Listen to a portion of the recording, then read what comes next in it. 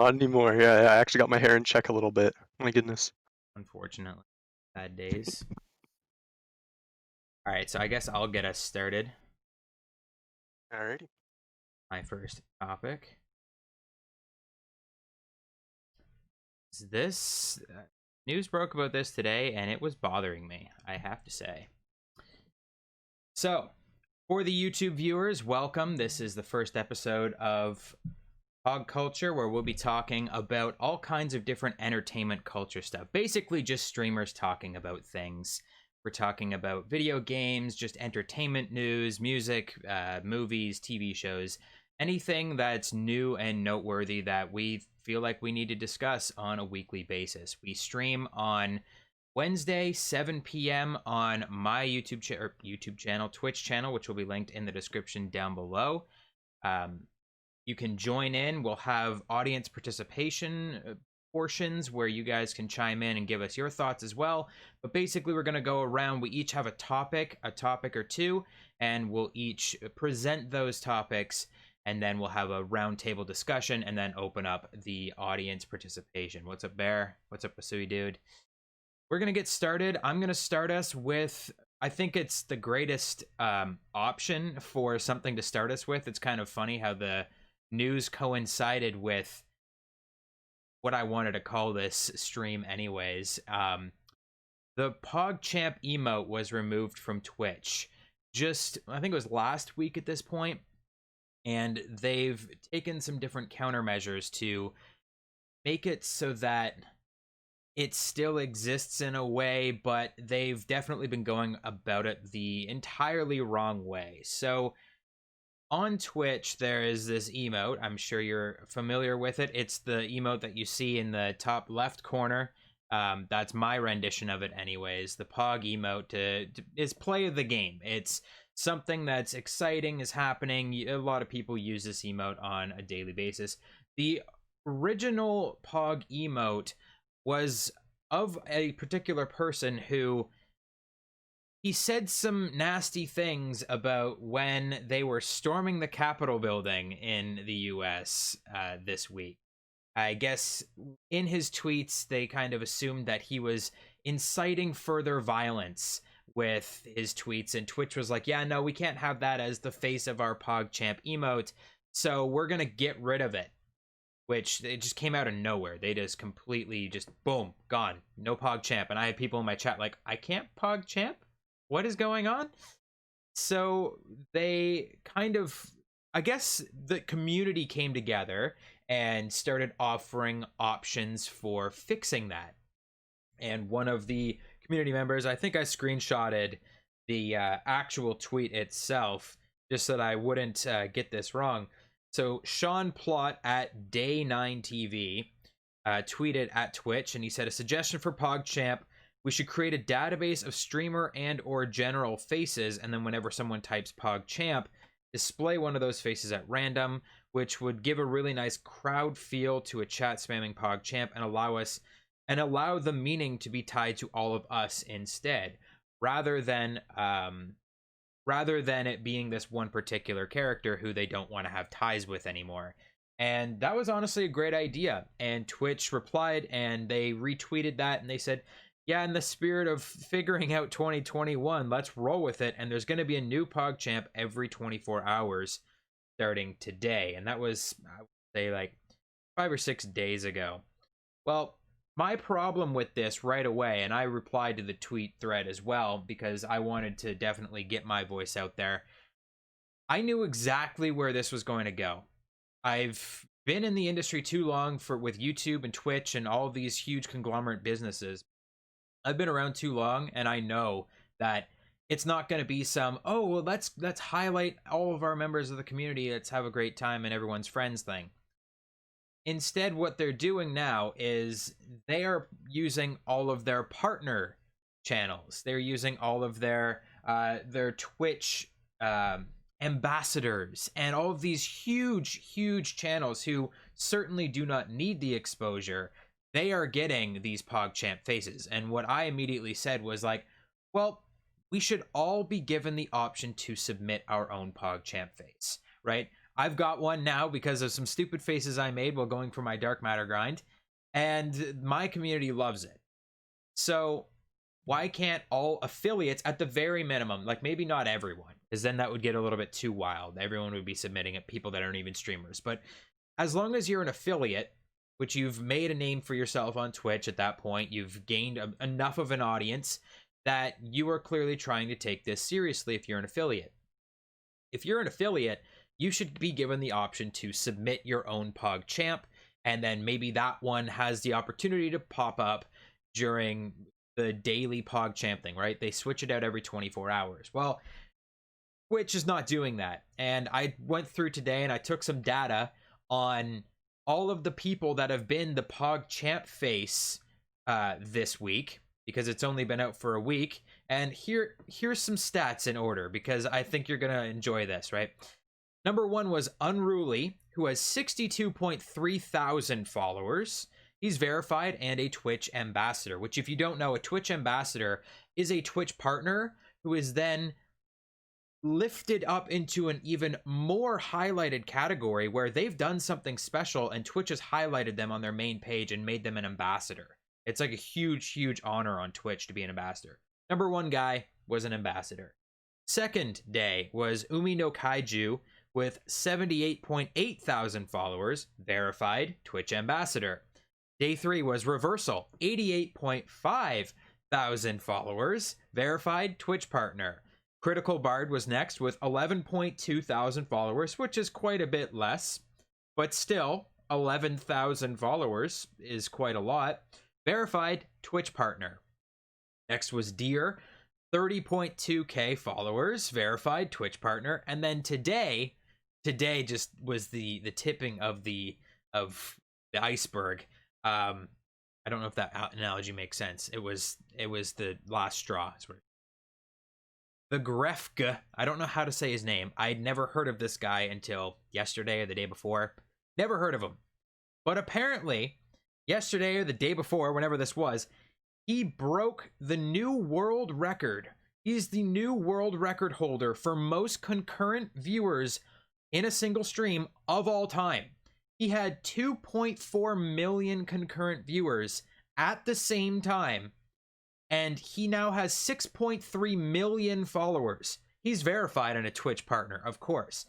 These are the faces that are being chosen to be our PogChamps each day. They are not using this as an option to diversify and share the community and give the people that need the help. This is clearly being used. Twitch is using it to promote their A1 streamers, their favorites. They're picking favorites. They're not randomly assigning a PogChamp each day. And even they've gone out on a limb and said that they are actually in direct contact and support with the people that are the PogChamp faces. Because there's been some drama around the PogChamp faces further than this, in that when Deer was the PogChamp face, Deer is a drag queen on Twitch. And I guess he, she, whatever they'd like to be called, when they started getting their PogChamp out there in the world, they were getting a lot of harassment, and Twitch came out and said, "Oh, don't worry, like we're taking care of it, and we're in close contact with everyone that's a PogChamp face, and we're gonna be dealing with this harassment and stuff." Which, quite honestly, in the first place, you're already a Twitch partner. You're already in front of hundreds of thousands of people, tens of thousands, hundreds of thousands of people. You're really gonna complain that you're being harassed? Like, yeah, it's kind of comes with the territory. So you're getting so much extra exposure in everyone else's Twitch and everyone else's live stream. The least you can do is kind of suck it up a little bit.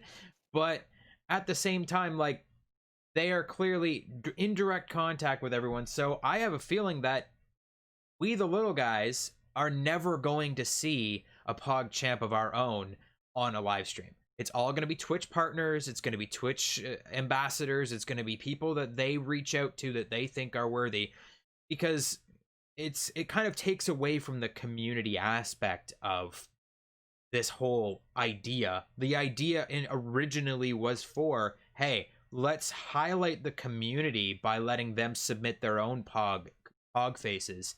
and now it's just like a Twitch favorites club, and I think that's super fucked up. Like, when do we get our chance to? Because that could be a huge thing. And Spectre, I know, brought up a really good additional point on this, where earlier in the year they announced that there was going to be this new thing to help highlight lower tier channels, where you use your channel points to your community can use your channel points to basically make your channel pop up on the front page. It's like this community thing where you use so many points and you appear on the front page and you get a boost. I don't know about you guys, but I'm on Twitch every single day, not just for my channel, but I don't think I've seen a channel with that benefit yet. Unless it's just totally understated and they don't like admit, oh, this is the channel that's being popped up. I've never seen it. I've never seen something pop up that says, hey, we've got this going on. Ghost Rooster is followed. Ghost Rooster, you not following before? Yeah, so they've never popped up, and I don't know what that's about. Are they just not doing that? Or like, it just really, I feel like I'm being oppressed as a small creator on this site, and I'd really prefer it if we could have our own time in the sun. But I don't know how you guys feel about that. I totally agree with that. I mean, I think Twitch really needs to be doing more to help out small creators because at this point it's just luck. Like one of my friends, he's been streaming a lot longer than me, and I started over quarantine. I just got lucky and ended up getting a following just because like the games I played and the people who came to watch. So I just feel like they're not doing enough to promote the little guys. And like you said, the whole channel point thing, I was really excited for that. I was like, that's going to be great. But even on the front page, there's nowhere indicating if there is a channel who's being boosted by channel points. And Mm-hmm. I haven't heard anything about that since it's been released or announced, sorry. So yeah, it's just rough. It's just luck at this point. And people like you who are putting in the hours, probably working harder or just as hard as those big people, you're not going to get the recognition you deserve. And that's really annoying to see. It's rough. I don't Yeah. get why they don't want to have. See, the thing is, Twitch is making money hand over fist regardless. Who is streaming, if it's a huge streamer with millions of people watching them, or if it's a million small streamers with one person watching each of them.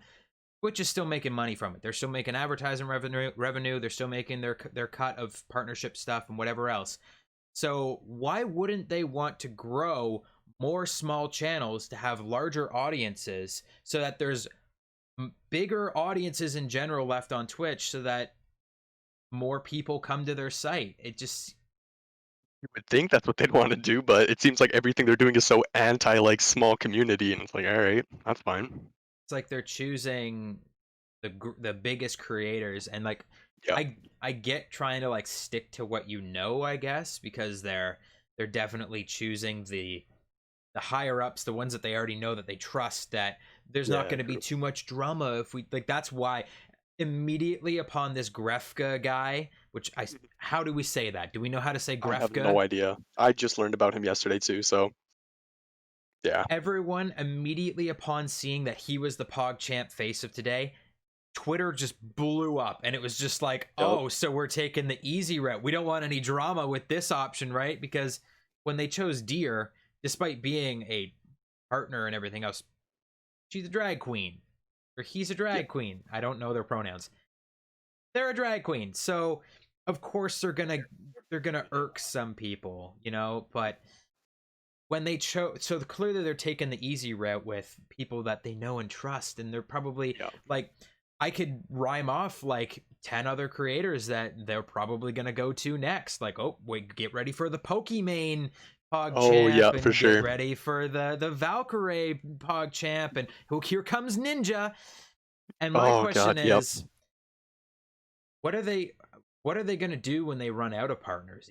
Like, I know there's quite a Recycle them. that's probably what they'll do, right? They're not going to go Yeah. down to the lower tier. They're just going to say, oh, well, here's Ninja number 2 for his Yep. second PogChamp because he's got so many good Pog faces. It's like, come on. What was the Like, original statement that they made? about the PogChamp face. Yeah, yeah. Here, I'll look it up. I think I've got it on an article here. Um, Don't worry. just sorry, Ted. No, it's worth. No worries. Go for it. Oh, find my article. Oh, here we go. Got it.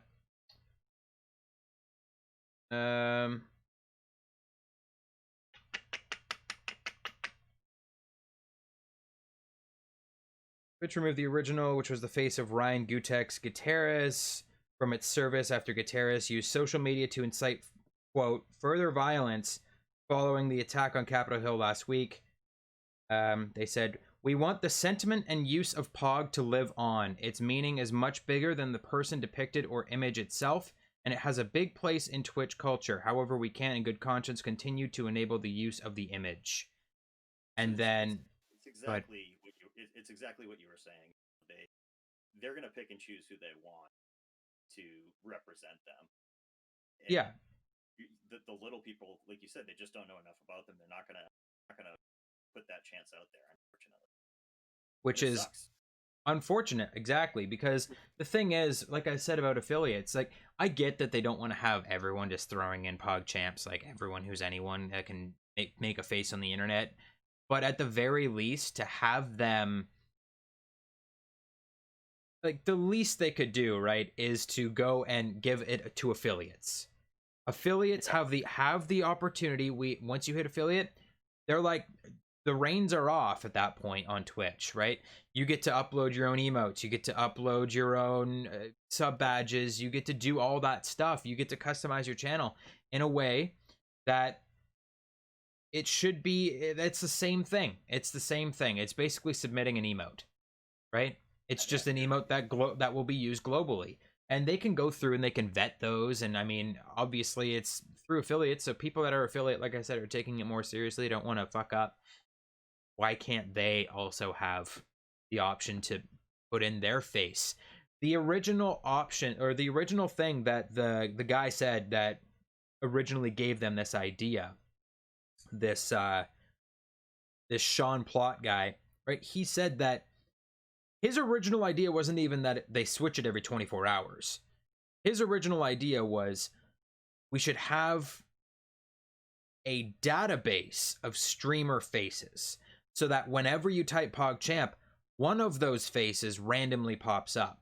So instead of, oh, this is the face of the day, every single time you could type PogChamp 7 times and get 7 different faces all in one message. That was the original idea, and that's honestly a better idea than to specifically highlight. It's basically their Twitch ambassador program again.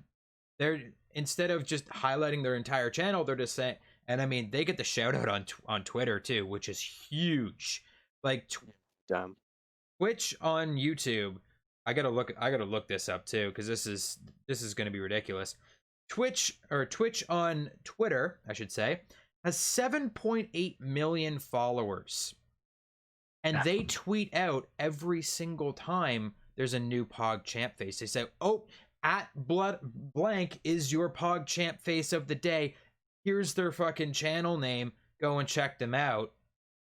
So it's something that they could use to definitely grow all of these smaller channels. It would be a huge, huge honor, but no, instead they're using it as their Twitch ambassador program basically again, and they're just promoting the same old channels that they've promoted time and time and time again that have already proven themselves to be partners. And it feels like they only see the 1% and the rest of us are just like, we're expendable and it doesn't matter. Like, well, talk to me in 10 years when your channel's big enough for me to care about you.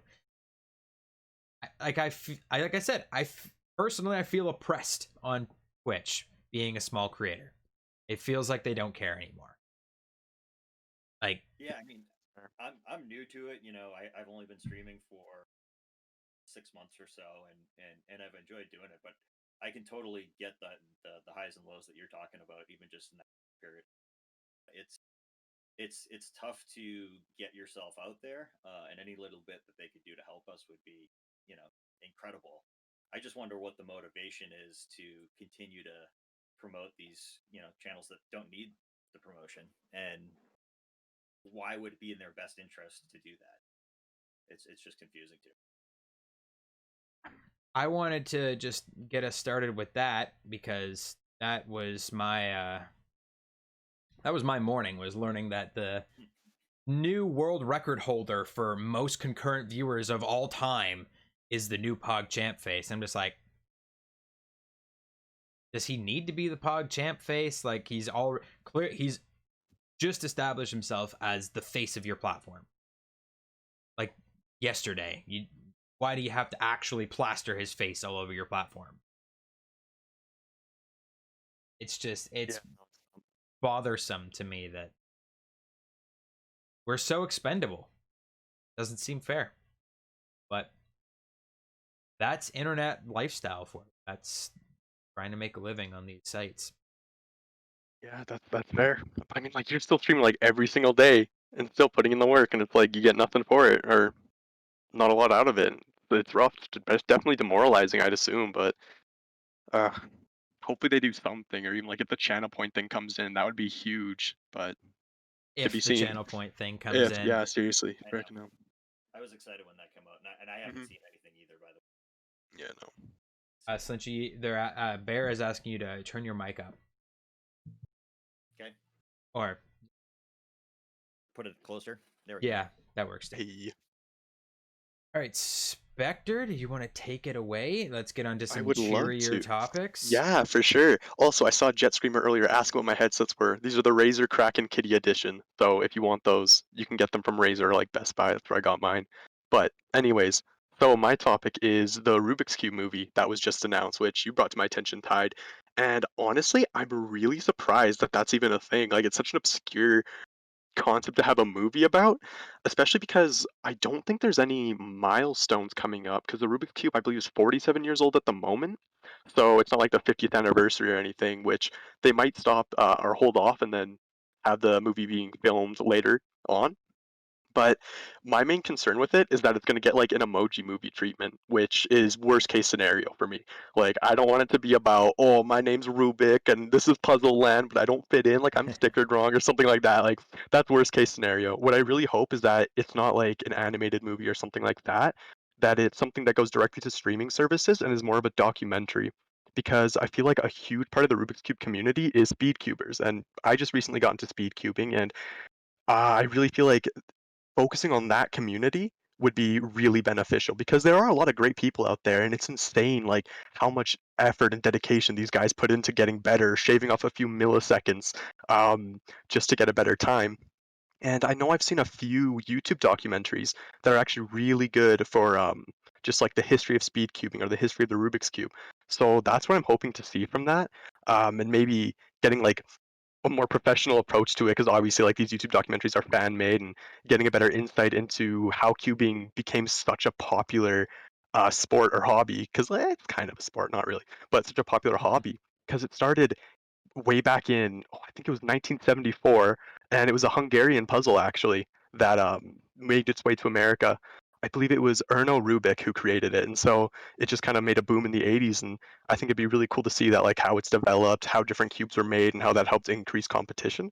So yeah, I think it'll be really interesting. They have a lot of opportunity to do something cool and showcase the community well, or they could completely ruin it and do something like they did in the 80s with Rubik, the like they made a animated show with a Rubik's Cube, and the whole plot was these kids would go into different situations. The cube would get unscrambled. They had to solve it, and then the cube would have magical powers. So hopefully, it's not something like that. A little bit more professional or documentary style. But yeah, it's pretty cool. Yeah, God, I hope they don't do some weird animated I thing. That know. would Oh my be god. Right? very strange.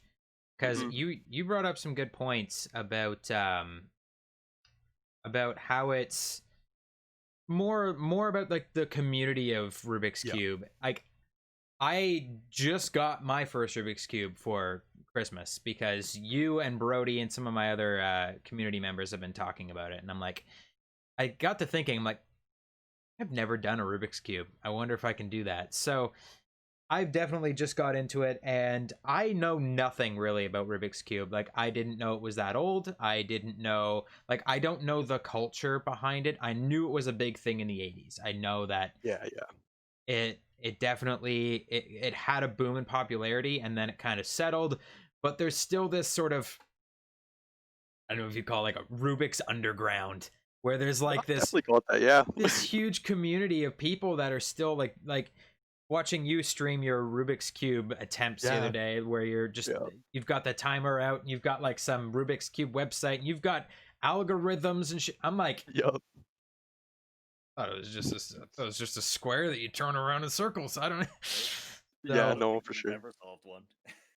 Yeah, I think I got into cubing around grade 6, and I mean, I was just doing it casually, like, just to solve it, like, I just do it over and over again using beginner's method, and then it was just this year I realized, like, "Oh, hey, there's, like, a huge, like, I guess, like you said, underground of people who, like, memorize all these algorithms." Like, I'm only doing 87, but most, like, top speed cubers memorize 200 plus algorithms, and they won't do just the 3 by 3, they'll do, like, the 2 by 2 and a bunch of different events, and it's insane how smart these people are. So, I think it's really cool, like, all the different intricacies behind cubing, that would be mhm. cool to explore. I almost wonder if, like you said, to do it in a documentary kind of style, if they gave it the sort of, not necessarily in a direct documentary, but if they Yeah. even gave it the Queen's Gambit treatment, where Yeah. I don't know if you guys have seen that, but an 8-year-old chess prodigy, basically. I think it's like loosely based on real events, but she never actually existed as far as I know from that show. But she's based on like a bunch of other actual real life chess prodigies and how they came and got their growth spurt in the chess community. Even if they did something like that with like and they highlighted the competition aspect of Rubik's Yeah, speed 100%. cubing and all that kind of stuff. That would be very interesting, I think. Yeah, they Um, definitely could. Sorry to interrupt you there, but the 2 biggest speed cubers, 2 of the best speed cubers in the world right now, Felix Zemdegs and Max Park, if they did a story on them and, like, how they pushed cubing so far because they were always neck and neck, like, there was huge competitions where everyone was wondering who was gonna win, who was gonna get the glory, I think that'd be really cool. Because yeah, they went like, back and forth, taking world records from each other for a long time, so it'd be really cool.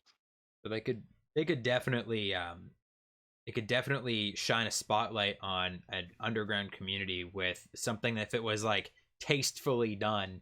Yeah. And it doesn't necessarily need to go straight to documentary level, but True, even if true. they gave Yeah. that like based on true events, like Yeah, one of yeah. those kind of style things, that would be totally fine too. It'd be pretty cool. No, I totally agree with that. The And I don't animated know. treatment would not be great. No, no, that's worst case scenario for sure. Well, if they don't make the one you guys were talking about, I think we should because I'm like hyped up for it now. Oh, hell yeah. Oh, man. All right, I'm starting a picturing the Queen's donation Gambit goal. style. All the Yes. funding is going into Oh. Spectre's Rubik's Cube movie. Oh, hell yeah. I'll probably just use it to buy more cubes, to be honest, but, fine. Fair enough. Um, did anyone there smash Rubik's cubes in rage? There, you can't do Rubik's cube. That doesn't surprise me. No, Oh, no more emote. no. Yeah, the chat is basically agreeing. They're saying like, yeah, we don't want the emoji movies treatment for this. Like, I don't know how that ever came to be a thing in the first Right? My place. God. Why they thought that was a great idea? Hollywood has a tendency of coming up with terrible ideas that they think are going to be great, and Yup. like an emoji movie doesn't even sound good on paper. Right? Like Yeah. No. it's an inanimate object, or like it's a thing that I can't even People that make bad movie. decisions all the time. Hopefully, this isn't one of those cases. Yeah. Hopefully not. Yeah. No, I think it's one to keep an eye on. I don't know if there is Yeah, like for a sure. date or anything like that set. I have no idea. Yeah, I heard that they hadn't even started filming. It was just an idea right now that they wanted to, like, kind of They're get out just there. So, floating it and to see how the yeah, yeah. community reacts to it. Mhm. Was there like a studio behind it or anything?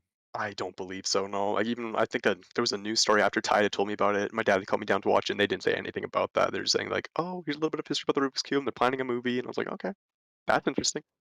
They Yeah, they are they, planning yeah. a movie. Oh man.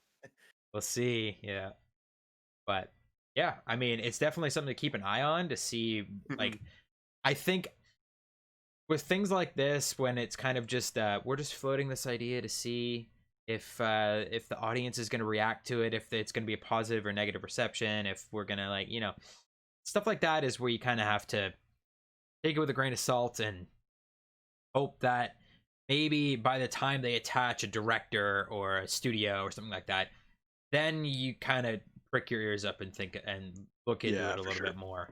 For now, I think it's just one of those things that we just have to kind of sit and wait and see. Um, 100%. even like I said with the Queen's Gambit kind of treatment, even if they pivot a little bit and switch it into like a television show, or like it doesn't necessarily need to be a movie. Very true. With honestly, with just you summed it up great with your entire history of a Rubik's Cube in like 10 seconds. But there was a lot of information there.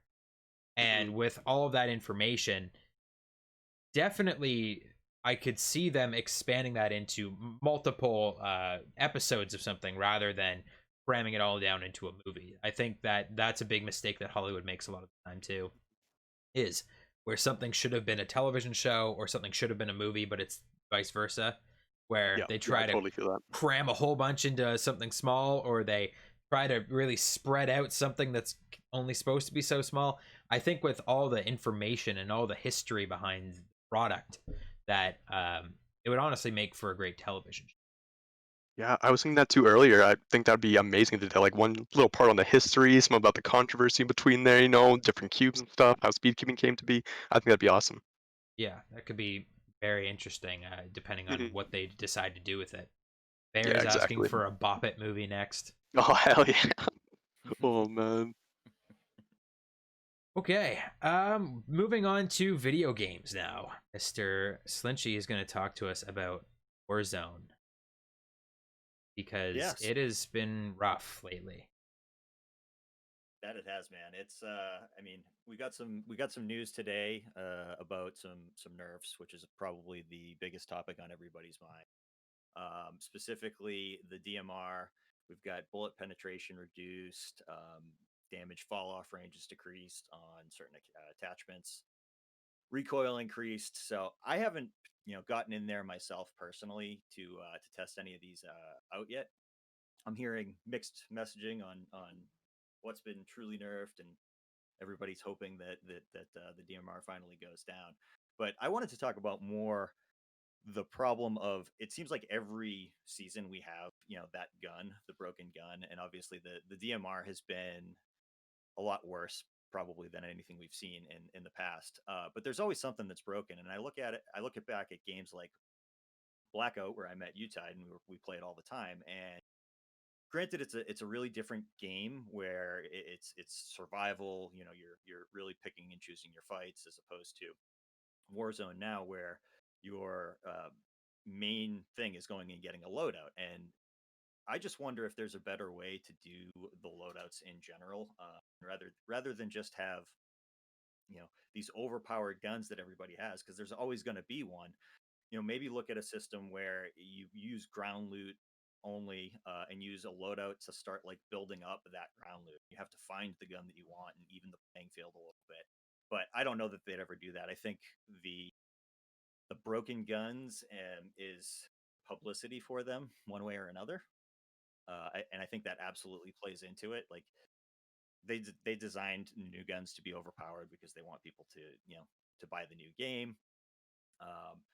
And yeah, it's just it just seems like it's in their favor to have broken guns, and it drives me crazy. But I don't know what you guys think about the loadout thing. That's just a crazy idea I'm throwing out there. There's a lot of different ways you could do it, but I just feel like you're always going to have that one or two guns that are broken beyond belief every season if you don't make some sort of change to it. What do you guys think? I am right on board with that. The whole loadout thing definitely caught me off guard when we first started playing Warzone, because like you said, we played a lot of Blackout, and Blackout there are no loadout weapons. There's no choosing a specific weapon to bring into the game. I think you could change your cosmetics, like the skins on the guns, when you pick them up off the ground, but that was it. And then you even had to pick up the guns and then add the attachments as you went to make them into a better version of that gun. Which in no way do I want attachments coming back. That No, was I brutal. agree. That was ridiculous. Just Yeah. things everywhere on the ground, everywhere you look. Um, but what I would like to see which I think at this point it's a little too late for it at this point, for them to take loadouts out. Oh yeah, yeah. But even if they could balance the ground loot, like you said, in a way that it makes it almost just as good as getting a loadout.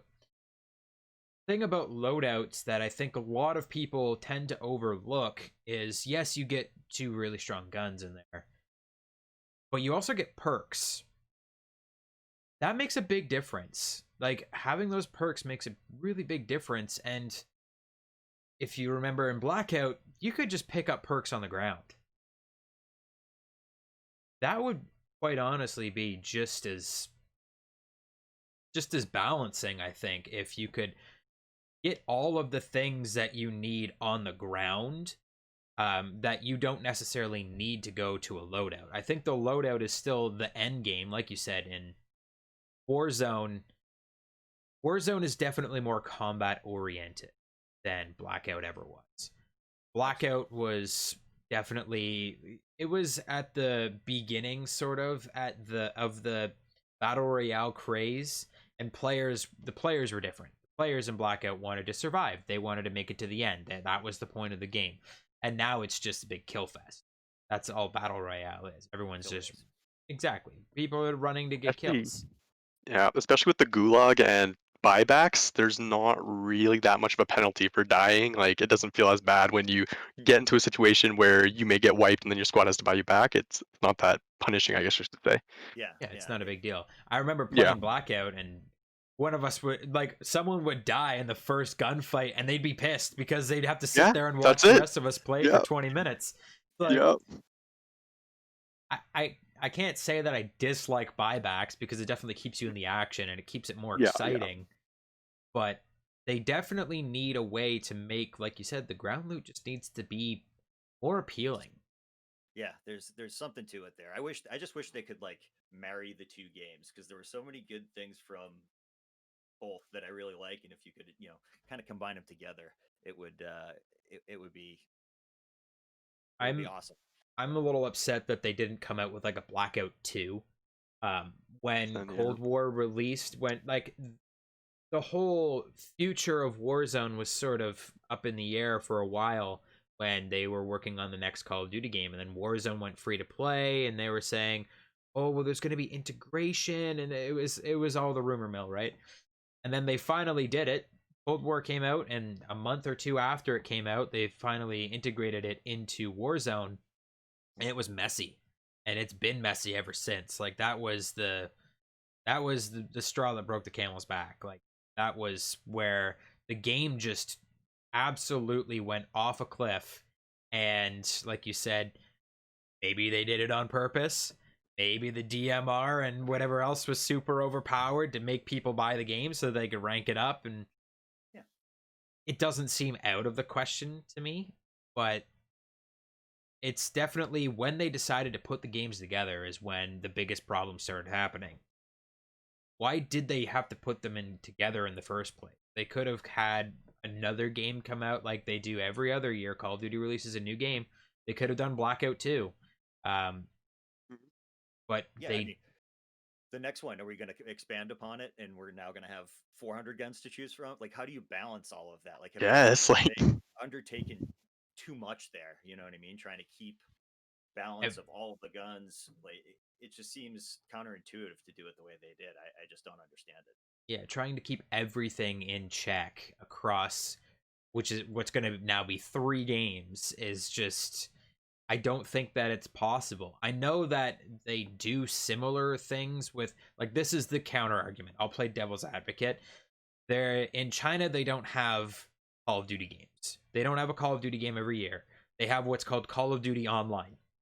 And Call of Duty Online is a subscription service that they just dump stuff into it constantly all the time. It's basically like Fortnite, where they, every so often, they just release a new update, and it's free. The new update's free. They drop in like 20 more guns, and they drop in like a whole bunch of more maps. It's multiplayer, it's battle royale, it's everything. It's literally the entire Call of Duty experience crushed into one game.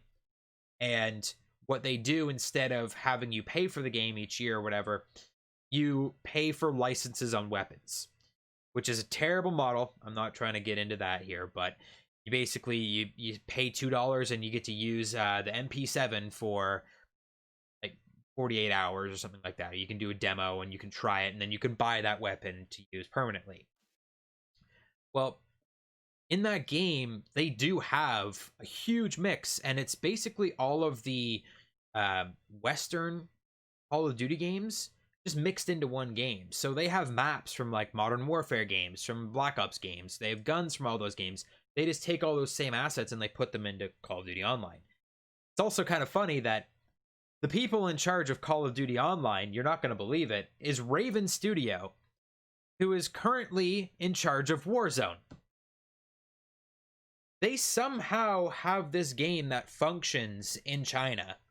It works, and there's virtually no complaints. I mean, it's the only Call of Duty game that they have, but from what I've heard, it works pretty well. It works pretty flawlessly. There's not a lot of complaints about it with the system that they have set up for that game. So why can they not make it happen over here? Why can't they get Warzone to a place where it functions and it works just the way that it should with so many guns? Like, I like the idea that there's a whole bunch of new guns in the game. I like that idea a lot. I like the variety because, quite honestly, before Cold War got integrated, Warzone was getting a little stale. Like, using the same guns and the same perks and the same everything, which they didn't integrate perks or equipment or anything like that, which is kind of a bummer. Yep. It could have made it more interesting to have some of the perks in Cold War really out there. Would have been cool to have some of those integrated as well, or the score streaks or anything, right? There was leaks before Cold War came out that there was RCXD streaks in Warzone. Those aren't real. That's true. I do remember that. They could have done so much more with Cold War and Warzone, but they did the bare minimum and they still fucked it up. Like, how is it this hard to make this game work? Yeah, it's ridiculous to think about when you put it in terms like that. It really is, but you know, there's always hope around the corner, hopefully with maybe a new map that they can potentially release perks and stuff, but I haven't heard anything on that. I haven't heard it. I know that they Didn't are an outro supposedly cutscene get leaked for Warzone? Yeah. They're supposedly working on that next map. Like the Alcatraz thing, the Rebirth Island, which is literally Alcatraz from Blackout. Yeah. That was only to hold us over until their real like Cold War Warzone map. What is was it the going new map that got released for multiplayer is about to? I'll have to look it up, but there's and they said that that's potentially going to be part of the new map. I've seen. Oh, interesting. About that. I'm not sure. Maybe Raid? What were you talking about? I know Raid was Raid part was of Blackout. Blackout. Yeah. No, it wasn't Raid. I forget the name of the map. It was an old school one, but I'll find it. It's rough. It's rough that Warzone is in such a state that, I mean, up until today, I haven't played it either. Like, I haven't played it today, but supposedly the update came out, they fixed the DMR, and they adjusted. Like, before today, we were talking about what we were going to talk about Warzone, and it was just like, pfft, throw a rock and you'll hit an issue in this game. Yep. Like, honestly. There was overpowered weapons, there was broken variants that did extra damage, literally pay-to-win variants. Literally pay that's to happened win. Before. That's like the second time that's happened, yeah. Yeah, it is. Right? Talk about recurring issues. What about the stim issue? The stimming of the gas. That has been an issue twice already. This was the third time that it's come back. How do they keep messing it up? You would think. Apparently, there's still people that are doing it even after the patch today. I'm not a video game developer. I'm not going to pretend that I'm smart enough to be one. I don't know anything about coding. But in my limited knowledge of how that works, you would think that when you squash a bug in your software, in your whatever, you go in there, you're like, okay, we found the issue. Sir, we found the issue about the stim thing. We've found the way to make it so that you can't unlimitedly use stim in the gas. All right, let's get rid of that. And they fucking delete that line of code. How does that line of code come back? It doesn't make sense to me. Like this, and that's the thing. It's not different. It's not a different method. It's not oh, we found a different way to make the stims on the. It's the same thing. You cook a frag grenade and you drop all your weapons and then you get unlimited stim. That was the same way they did it months ago. So, yep. Like, did they just like forget and like reboot an old version of the software or something to work on top? I don't know. I don't know how they keep fucking stuff like this up. Yeah. I don't know how people figured this out. That also is just maddening to me. It's like True. who is out there doing these things that like you're play the game? Yeah, exactly. Probably the same people that do the fucking Easter eggs and zombies. That shit's crazy. Yeah. Figure that stuff Honestly, COD developers have such a bad history of fixing bugs because the Gorod Krovi Easter egg in Black Ops 3 was broken for over a year before they finally fixed it. It's like, how? Like you would at the cutscene, it would go black and then you wouldn't get the achievement for it. So I don't know how these things keep coming up. Like, I stopped trying to it's figure rough. it out after the Juggernaut issue, and it was just Oh yikes! like just remove Juggernauts. Yeah. Like you Yeah. Which they eventually did. Just remove Yeah, them. yeah. Yeah, that's the thing, right? We're just three fucking guys sitting around like on a web call right now, and we have better ideas for their game than Seriously. these people that. Okay, this is Activision. This is Treyarch, Infinity Ward, and Raven Studios, right? These are huge businesses, huge companies. You can't walk out of fucking. I can't go to Algonquin College, which is like the smallest fucking college in my city.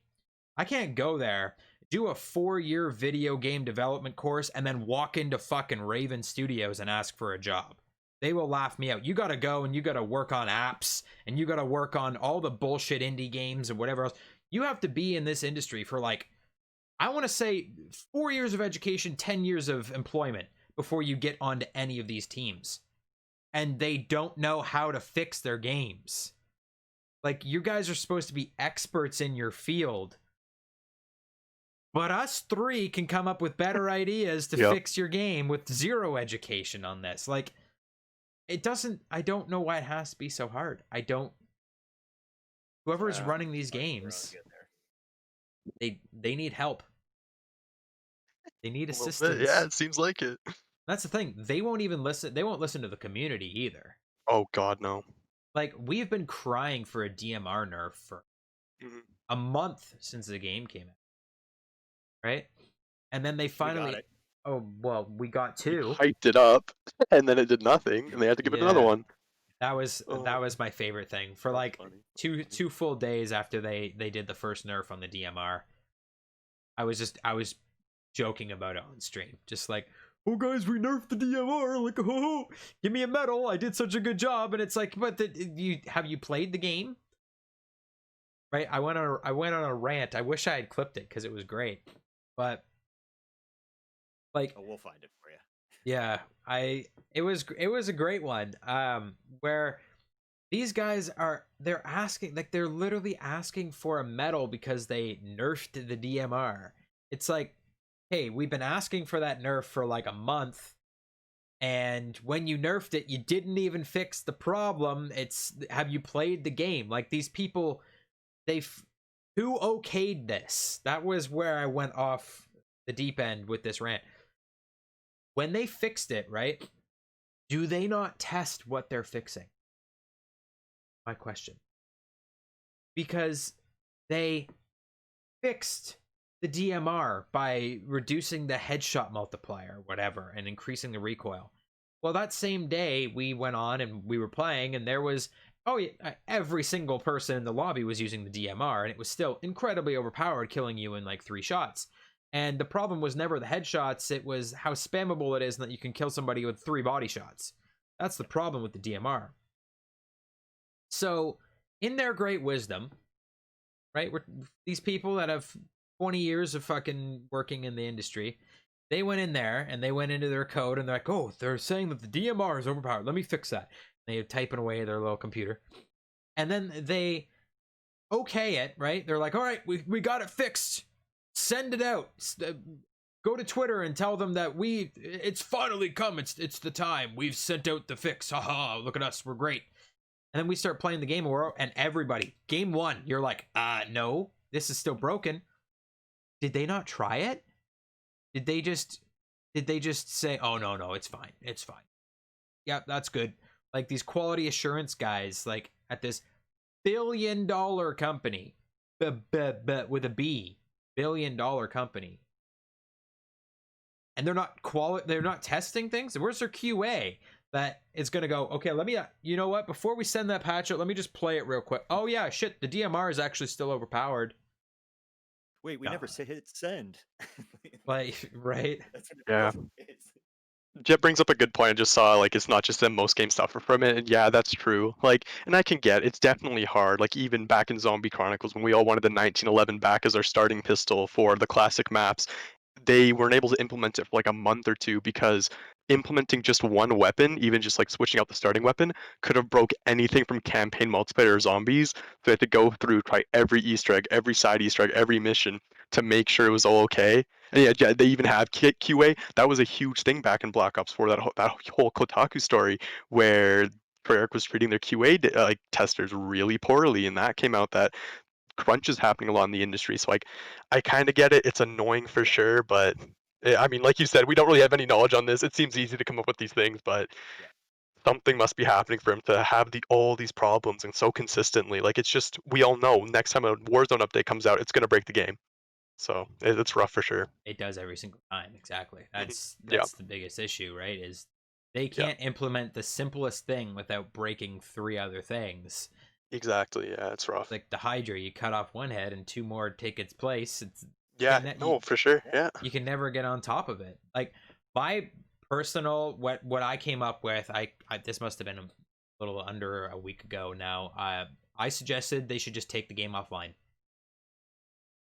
And that is a hard fucking truth. That's like full stop. I know a lot of people disagree with that, but you know what?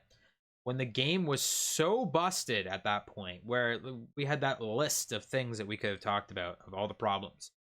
And I mean, yeah, they fixed the DMR and stuff. Fixed. I don't know yet. They fixed the DMR today. Right. Yeah. But it's only like, I give the news cycle 48 hours before we find the next game-breaking thing in Warzone. Yep. It's just around the corner. The next thing, right? They nerfed that. Oh, well, now people are going to start using, and then this is going to be ridiculously overpowered and the game's going to be broken again. I think that they're never going to get on top of it unless they just shut the game down for a week. Just take it completely offline, shut off the servers, and just go ham, right? Crunch time is a bad thing in the video game industry, but fucking crunch down over a week's time and just like go through and smash every bug that you have in the game. Instead, we're still freezing when we're picking up our loadouts. Yeah, that's rough. That's rough. That's game breaking for sure. That is game breaking. That I've literally lost games because of that. Like in the final circle trying to get my last loadout, and I run, and it's like, oh, well, dead. By the time I unfreeze, I'm a corpse on the ground.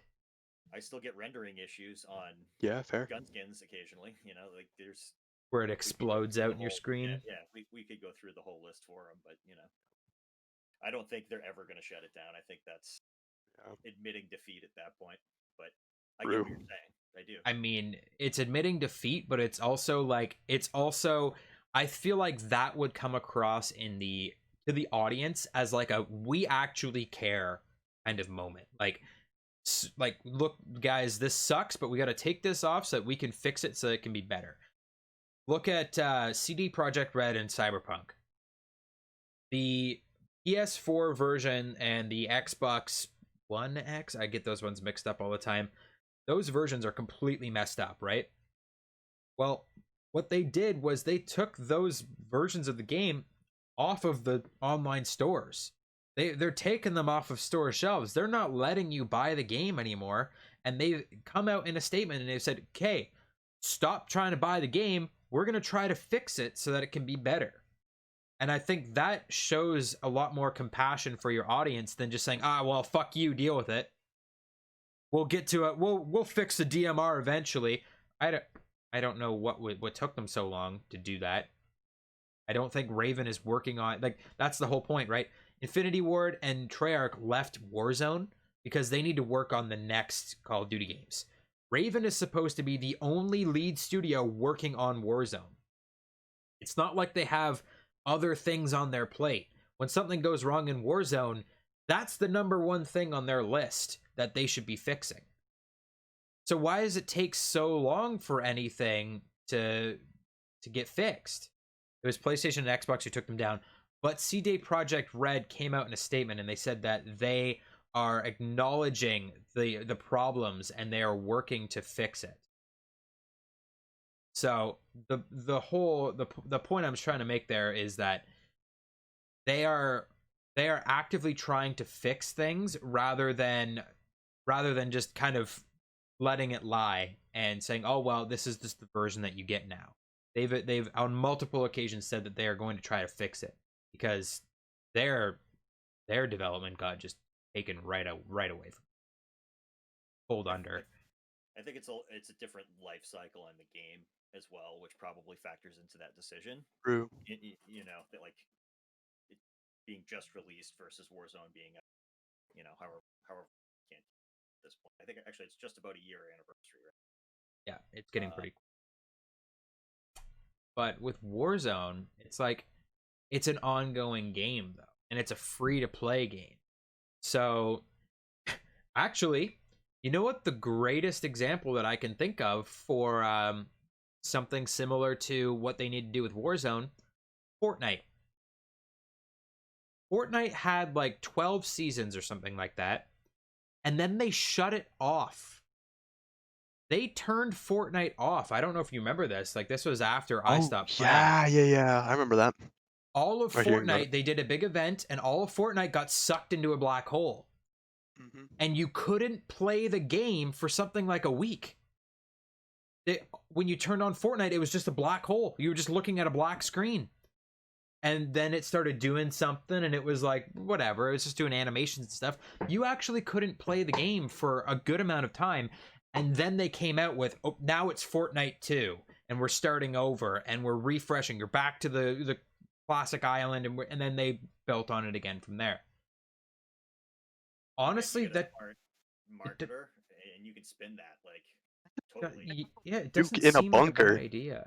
that we all thought was going to go off to transition to Cold War. So like they still have like the nuke card they can play where that goes off and whatever, and then the screen goes black, and then turn it off for a week, make a new map. Like totally that could happen. When they release the Cold War map, that would be a perfect time to do that. Shut the fucking game off and be like, too bad, we're working on it. Like, it's coming out. And then they already have a cutscene made, so yeah. Like, and that's going to be something controversial, I think, with a lot of audience as well, is do you have both maps available at the same time, or do you force everyone onto the new map? Oh, because yeah, you have to. I think you force as well. Unlike with Alcatraz or Rebirth Island, which is just like a gimmick. Yeah. I think they do the Apex Legends route, which I've got a few audience members that can still play Apex Legends to this day. I stopped playing it quite a while ago because it got way too competitive. But, like, even more so than Warzone. But Apex Legends, when they released their second map, they still you can actually still play on both. But what happened was they disabled the original map for a while, and then the second map was the only map that you could play for like a month. And it was the only map. And then eventually, after that map, kind of everyone learned that map and they got used to it, then they brought back the other map. And now they like alternate. So it's like one map for one day or one map for 1 week or something like that. I can't say for certain what it is, but they alternate between the two maps on like a daily or a weekly basis. So like you can come back and play the game on whichever map that you like. Or even if they had multiple maps, just like in multiplayer, every time you load in, I might be on this map, I might be on that map. I don't know. We'll see when the loading screen is over. Like, that would be fine with me. Yeah, that'd be a really cool idea. Yeah, that would certainly spice things up. Like, get rid of the monotony that you were talking about at the end. Yeah, I mean, we're pretty experienced Warzone players at this point. We've played it enough that like I've got like a fucking days and days played in Warzone. We just already know, like, we take one fleeting glance at the circle at the beginning of the map. We're like, all right, we're going here. Like, we just Yep. Yeah. it would at least mix it up to have to really think about, okay, now we got a different map and now we've got different, and when they add in new weapons and they add in new play styles, it would make a big difference have that mix up every time you go to play. That's not just like, okay, well, let's just run it back. Like, running it back is fun and all, but it would also be great to do something different for a little bit. That's the problem that they have with zombies in Cold War too. Like, Oh my god. one map and that's all that you can do in all of Cold War Like zombies. 3 months. Like, yikes. Yeah, it's brutal. So maybe that's the future of Warzone. Hey, So I know with Blackout, didn't they do that at the end of the life cycle with different game modes? You can go into like a mosh pit and they would choose like heavy metal heroes. I can't remember what the other ones were, like infected.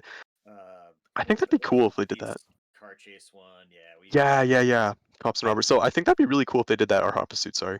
Oh shit. I tapped out of Blackout when they started doing the superhero mode. That was Oh, not you stuck Fair, that. fair. that was not it. I did the Hot Pursuit. The Hot Pursuit was fun. Hot Pursuit was sick, yeah. But the point was, is you didn't have to play it, right? I think that's Yeah, what yeah. You could still go back and play regular. Mhm. Yeah. Which I Just wonder if something there's to still change it up. people playing Blackout today. That's I Probably went in have on to be stream a few Yeah. weeks ago and there was a lobby that filled up pretty quick, yeah. Yeah, there's definitely still people. I see some streamers going. Mhm. actually just another quick add-on. Thinking of Blackout, and if they're going to integrate Cold War, they're going to have a new Cold War map. Treyarch's big thing, right, is zombies. And in Blackout, there was those zombies areas with actual zombies on the map. Yes, yeah. Do you think that they would integrate that into Warzone? It on their own map or Ooh. on Verdansk map, one or the other, if they do try to do a full in of war content? I think that'd be sick. Like, there's definitely space to put maps, like, even in, like, farmland or something. I mean, there's the Black Ops 2 map farm. They could do something with transit over in the farm or something like that. So I think there's potential for it. I'm not sure if they would. I don't know. It would be cool. It would be cool for sure, but Definitely be polarizing, I think. There's a lot of people yeah, for that sure. love the zombie stuff, and there's a lot of people that thought it was really dumb. I Yeah. quite enjoyed when Blackout. That's the thing, right? Blackout did so many cool things. They experimented with Blackout. Warzone has Yeah. been the same monotonous fucking Yeah. game since it came out. Blackout, there was boss zombies that spawned that you Yeah, had to yeah. fight, and like, it was crazy. They did a lot of Yep. different stuff there. They flooded the map. They actually changed the Oh, map yeah, in they Blackout. did do that. What have they done in Warzone? I've been waiting for this fucking dam to break in Warzone since the first month of the game. I can Season- certainly attest to that. Season 2, I believe. Season 1, it was whatever the loading screen was. It was the Modern Warfare loading screen. I believe it was Season 2, maybe Season 3 at the latest, where they switched the loading screen to a picture of the dam cracked with water pouring down it, and then they showed the fucking ravine that goes through the map with water trickling down the ravine. That was the loading screen when you loaded up Warzone. It's still dry as the fucking Sahara out there. But we Why have a are- train. Oh, yeah, but we got have trains. a train.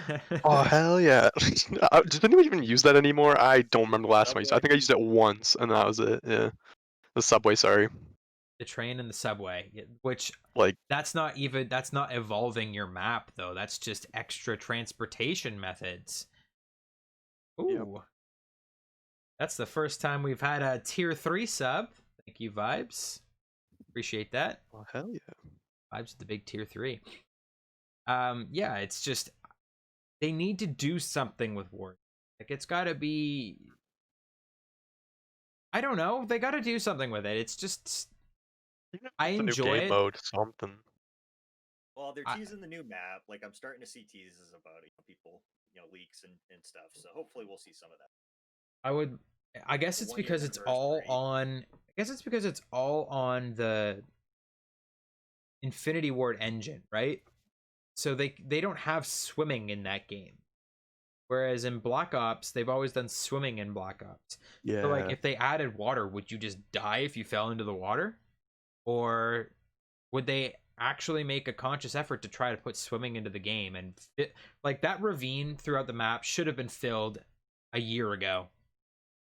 100%. That is such a bullshit tease to have an actual river that goes all the way around your map and to not put anything in it.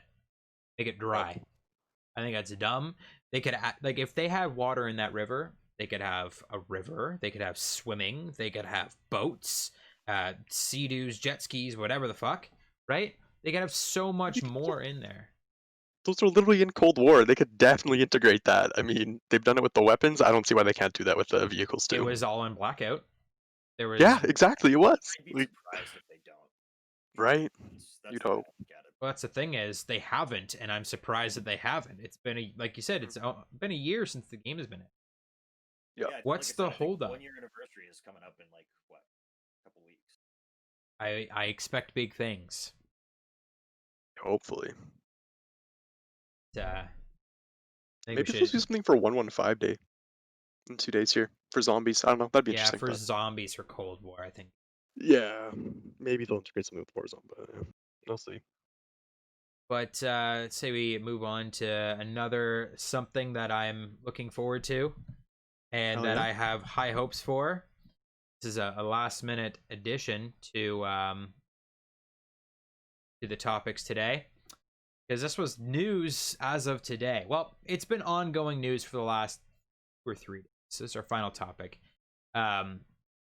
They have basically told us that there's going to be all kinds of new Star Wars games. There's been announcements of all kinds of new Star Wars TV shows and Star Wars movies. There's like a couple other trilogies in the works. But it's exciting that there's going to be new Star Wars games, because they're not going to be the same old Star Wars games. So I believe it's called LucasArts Games. Might be wrong on that. The studio that runs Star Wars, Lucasfilms, who they also do Indiana Jones and a couple other things. I think they do Willow. They are now their own game development production agency. I don't know what you would call it. But rather than EA having all the licenses, I should say, they are now Lucasfilms Games. Is that actually what it's called? Lucasfilms Games. I was gonna say. I thought that's what I read earlier. That is a terrible name. Lucasfilms Games. All right. Lucasfilms Games was established by Disney on, I think it was Monday. And on Tuesday, they announced that Lucasfilms Games is going to be partnering with Machine Games, who make I believe they make the Wolfenstein games.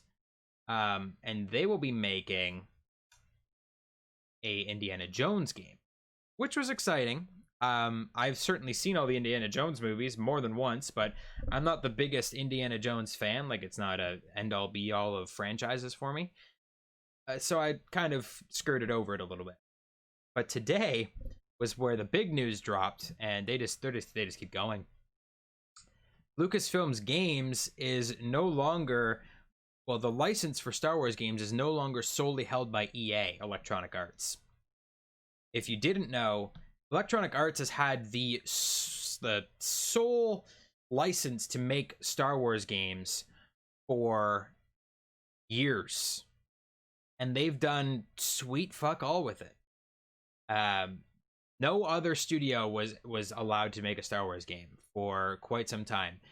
In the time that only EA has had the option to make Star Wars games, they've made Star Wars Jedi Fallen Order, Battlefront 2, which they loaded full of loot boxes and absolutely destroyed.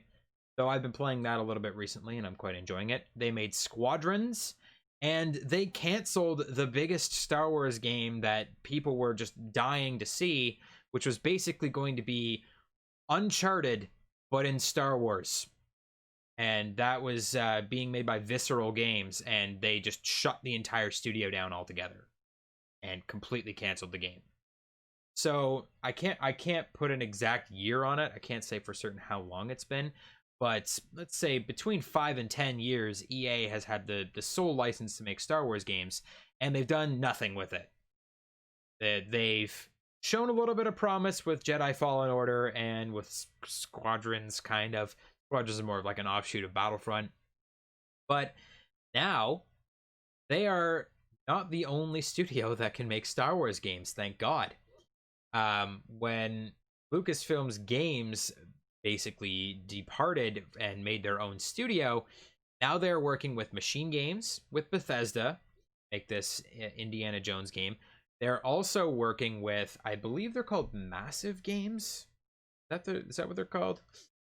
Through Ubisoft. Let me see if I can find Massive.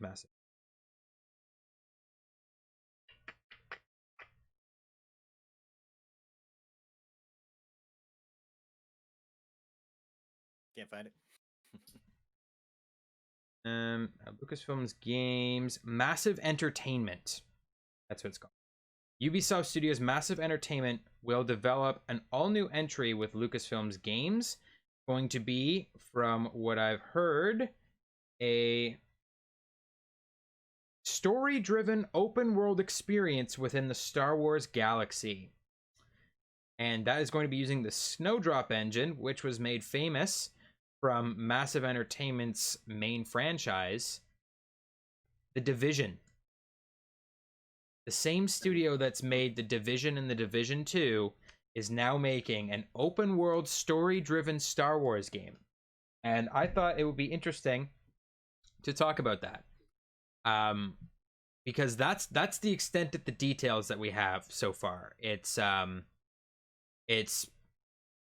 It could be massively multiplayer online. It could be like The Division. It could be the 3-player co-op, whatever. It could be, I don't know. It's story driven, doesn't necessarily mean single player. And then on top of that, I would like to know what you guys think about which era is it going to be in. Like, are we going to get, like, we could do like Republic Commando situation, like where we all get to be Mandalorians, fucking running around shooting shit and doing bounty contracts and stuff like that.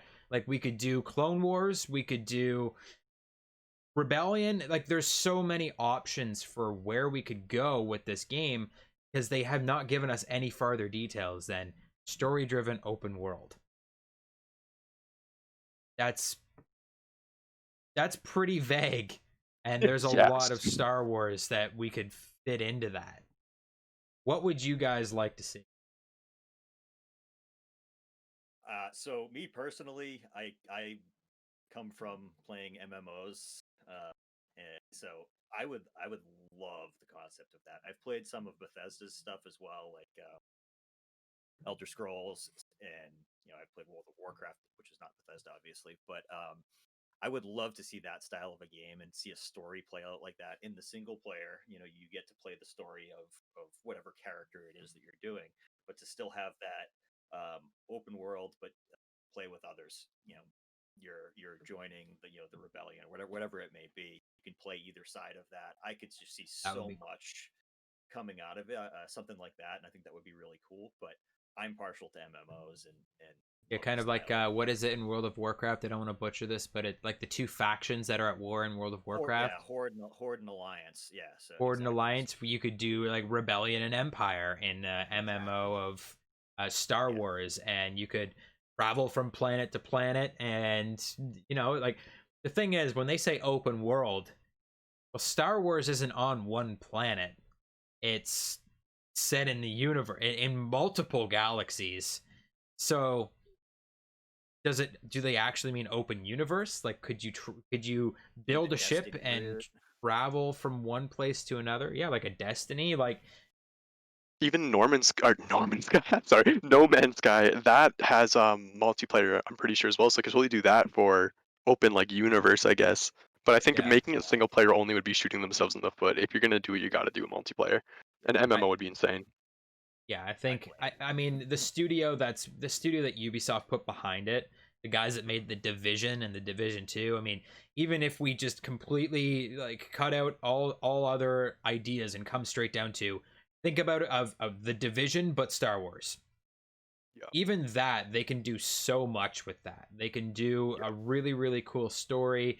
They could do very cool areas and different interact, like you could interact with different alien species, and there's the weapons in Star Wars. Like, the thing is, I am not super duper educated on Star Wars stuff myself. Like, I'm not into reading all the canonized novels and all that kind of stuff, but I know more than probably the average Star Wars fan does. And then the average Star Wars fan knows more than whoever's below them, right? Well, the average Star Wars fan watches the movies and that's about it. The movies cover like that much of the Star Wars universe. Like, it's huge. There's so much more between the expanded universe, like the novels and the other games that are in the Star Wars universe. They are actually all canon. There's the TV shows like the Clone Wars and Rebels and all that other stuff. It goes so much deeper than surface level Star Wars. Like, Vibes would have been a great guest on the show to talk about this. I know I think he's a Star Wars fan. There's, you can go so much deeper into the Star Wars universe, and they could give us something that we've never even seen before. They could give us a different era that we've never seen in a game or a movie or in a TV show. They could give us a different location, different characters, different races, different everything. And I'd be okay with that. Like, I'm all for expanding the Star Wars universe. That's the problem that I know a lot of people have with EA and how they've kind of floundered the Star Wars license, because it's like, you're the only studio in the world that can make literally any game that you want that has Star Wars in the title. And you made like 3 games in 10 years? Like, come on. There's so much Star Wars out there that they can explore. And a lot of Star Wars, I think, is more something that you want to play than you want to watch, honestly. Like, who doesn't want who doesn't want to experience like even in Squadrons, as difficult as it is, flying a TIE fighter? Like, that's a cool experience. Like, wielding a lightsaber. And that looks amazing. Like, yeah, like, yeah, that should be a piece of the overall. of the new game coming out. Yeah, like, use what obviously you're not EA, but piece all of that together. I mean, like you said, there's no lack of content, and that's why I draw back to the MMO stuff, because you can build a franchise of a game off of that and add on every expansion that you do. I played a lot of World of Warcraft, and that's exactly what they did when I was hooked on that stuff. They just keep building on every expansion. It was it was the Wrath of the Lich King. It was and then all of a sudden the whole continent got destroyed in another expansion. You feel part of that story, and I think they could do so much with that, with the amount of content that you have. Even if they wanted to sort of show the rise or the fall of some of these like civilizations that we know in Star Wars, right? Like, there's been all these huge battles throughout history in Star Wars where one sort of faction rises up and takes over another, one or the other. We've seen it in the movies a dozen times. But there's so much more of that that's happened in the past as well. I know that there is a Star Wars MMO, Knights of the Old Republic, which apparently that is like huge in the like. There's a huge community for that even still. It's aged, like, it's very, very aged. And I've even heard a lot of people asking that they want to have a remaster of that or something like that bring it to consoles and everything else, which would be a cool idea. And I mean, it's certainly on the table. Like, the license is no longer restricted, right? Any studio can make a Star Wars game as long as they go and make a contract with Disney. So that opens up a whole world of Star Wars potential in video games that I think that studios would just be stupid to not use that as soon as they can. It's such a recognizable franchise. It's one of those things that everybody knows Star Wars, and it's an easy way to get your idea kind of floated and get it out there and make a recognizable franchise in your own game. You know, like as long you could make whatever game you want, tack Star Wars onto it, and then it'll sell way better than it was going to before, right? You can make a laser space game, just call it, put Star Wars in front of it, like get the actual licensing from Disney, put a few Star Wars characters in there, and it's going to make it way more appealing to a larger audience. So I'm hoping that this means we get a lot more Star Wars games. EA is still going to make Star Wars games as well. Apparently there's already a Jedi Fallen Order 2 in the works. So there's that to look forward to. They said that was going to be the start of a franchise. Which that sounds cool. Sure. I've yet to play the first one, so get on it. I'm gonna get on it. I have it. I gotta get through my other games first. But that's definitely appealing to me that there is now multiple studios working on Star Wars games. I don't know that anything is ever gonna happen with that failed project. That honestly, I don't know how it could have failed. It sounded so fucking perfect. This game that was being made from Visceral Games that was like basically explained as like it was a single player just action adventure third person like shooter game in the Star Wars franchise. It was literally Uncharted but Star Wars. And EA just dicked them around and then shuttered their entire studio. I know that a lot of the heads of that studio have just immediately like pieced out and they went to other studios, which is good. Maybe they'll be able to have their ideas shine from those other studios now rather than being under EA's umbrella.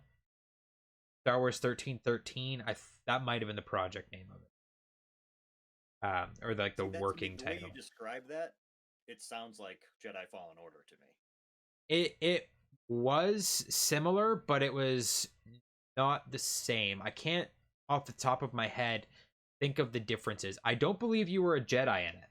I believe it was more like I think you might have been a bounty hunter, even like Mandalorian situation. Can't exactly recall though, but it definitely was appealing to me, and I was closely following around it, and all of a sudden they're just like, yeah, no, we're not doing that game, and we're also shutting down your studio, and yeah, fuck you. And it was just like it's always so devastating when that happens, when there's one that you're really amped up for. Yeah, and then it's just done and gone, and it's like, hey, but they were working on that game for years. What happened to all the assets from it? What happened to like where you can't just the studios aren't so dumb as they're just gonna go in and click the delete button and delete everything. Like they're holding on to all those assets. Like they gotta use them for something, you would hope. Like they've got all the data, they've got it all set up. I can't even. What's that? I said, who has the rights to that stuff? You can play into that as well. EA certainly does. So, like the people behind it, the lead designers and whatever else, they can't take it with them, right? They have to basically. Arkham Joker is informing me. He says that it was about you were a bounty hunter on Coruscant, which is that planet that's basically just a huge city. That would be fucking cool. Like think Cyberpunk, Star Wars Cyberpunk. Ooh, okay. And you're a bounty hunter. Like, how could that fail? How could that fail? I don't know. They definitely dropped the ball on that. Supposedly Jet 76 is doing better now, but Star Wars Force Unleashed games, those were great.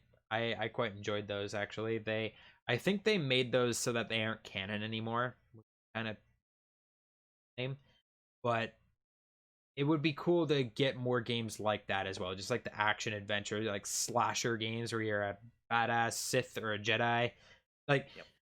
I feel like a lot of people, I think Jedi Fallen Order even alienated a lot of people because it's so difficult. Like it's into Souls level difficulty, and that is a very quick way to alienate people from playing your game. Where I get that it's a creative choice, and by all means, like that's great that they decided to make it so difficult, but they need to have a more accessible single player Star Wars game that everyone can play and everyone can enjoy. I I hope that this Massive Games one is that game, and it would be really cool to have like design your own faction in the Empire or whatever, and go around with your buddies and do that. The Division and the Star Wars, the Division, I'm all about. See, I haven't played the Division, so I don't know I mean, neither. enough. I think gameplay, of course, but Yeah, Yeah, I've seen the gameplay. It's largely just open world. You and two other teammates. I think it's two teammates in Division. It's squads of 3, and you just kind of roll around. You go through, and you can team up with other teams in this open world online, more or less arena. It's like it's the whole city, and you go around and you can do contracts, and you can do whatever else. You can go into the dark zone and you can fight each other. You can do PvP, PvE, all kinds of stuff like that. So that honestly, that sounds great for a Star Wars game. I agree. I think it's good news that EA has lost the sole license to Star Wars games. I'm still hoping that EA is going to continue making Star Wars games, because they finally started smartening up a little bit. Like Battlefront 2, they finally took out all the loot boxes and everything else. Glad that we haven't had to talk about those recently in too many games. But it looks like Battlefront 2 might be the last Battlefront game. I don't know that they're going to do another one, though. I'd have to say, just because I've been playing it a lot lately, Battlefront 2 is honestly very lacking in like things to do in that game. There's a lot of different modes and there's a lot of different characters and stuff like that, but it's almost like they were forced to take loot boxes out, and they're like, fine, if we have to take loot boxes out, then you're not getting any cosmetics at all. Like, upset little child about it. Like, when you go in there, there's a whole bunch of different clone troopers that you can choose from. Like, there must be 25 outfits for clone troopers, but battle droids, there's like 3 outfits that you can switch between. And rebel soldiers, it's literally there's like 6 outfits for rebel soldiers, but it's all the same outfit with just a different alien head on the top. 6. Like, come on, there's way more that you can do with that. Like, there's so many like different types of characters and so few options for customization in that game. There's like 4 guns for each class. There's only like 4 classes. I remember of it as well. And you don't even get to use all the guns. Like, you have to play with one class for like days before you unlock the second gun, and then you can use that one. It's a fun game. Like, it's a wish fulfillment kind of game. Like, it's fun to become the hero and like run around as Palpatine and fucking electrocute people. Like, that's great. I've been having a great time doing that. But other than that, the game is very lacking. It's kind of upsetting because it's a Star Wars game. It should be more exciting. Yeah, I lost interest in it after a while for exactly the reasons you said as well. Yeah, like there's no pulling me back. Yeah, there's no progression. There's no reason to keep playing the game. Like, you go in and you play as a hero character for a little bit, and you get your little wish fulfillment. Oh yeah, I was a Jedi for the day thing down, and they're like, all right, I don't need to play that again for like another few months. And then when I feel like I want to slash some people with a lightsaber again, like, yep, I miss the days of yore where we played the original Battlefront 2 on the PlayStation 2, where I felt like there was even more like customization and options in that game than there is in the new one, which it's kind of sad that that's like the world that we live in, but it's rough. But yeah, hopefully the new Star Wars games are great. I'm definitely looking to get the ABOPS team out and starting our empire, and I have no doubt that we'll have plenty of them if there's a Star Wars game. That's for sure. just checking chat. We've got like a whole conversation happening in chat without us here. Issues that games don't make money anymore. Oh, the new Lego Star Wars game that's coming out as well. That's exciting. I kind of low key like the Lego. Oh, that was so good.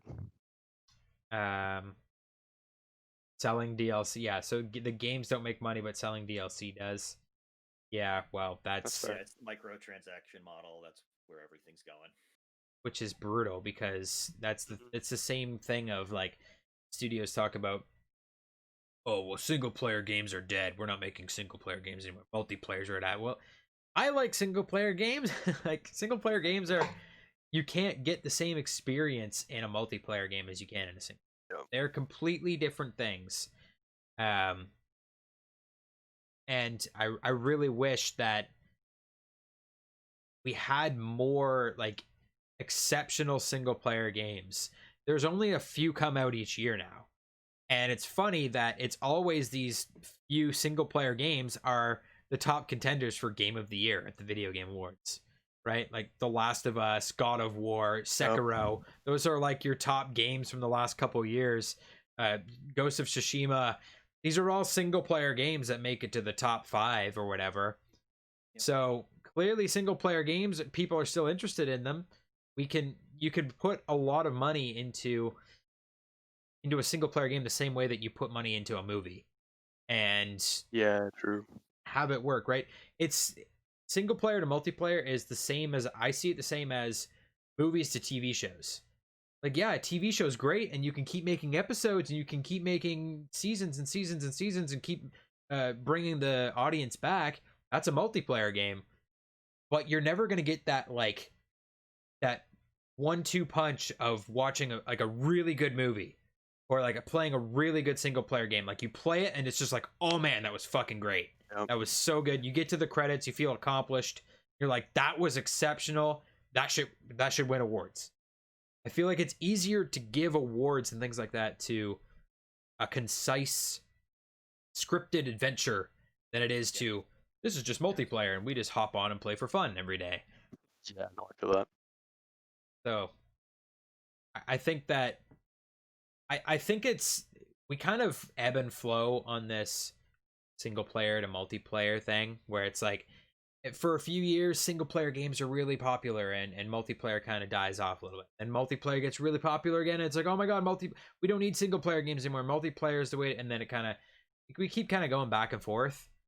I think we're just hedging multiplayer right now, and single player is going to come back really hard. I think with the PS5 just released, all these new Yeah, consoles, give it a year, maybe 2 years max for developers to learn the new technology, and single player is going to come back in a big way.